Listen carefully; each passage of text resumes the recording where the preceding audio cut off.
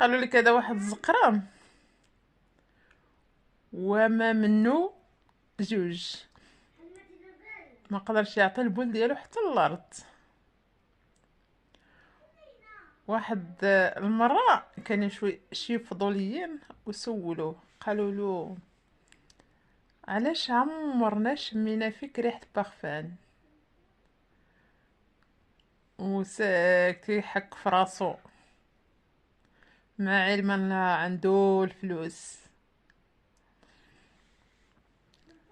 ويقول لهم واش انا حمق باش نشري لي بارفان بفلوسي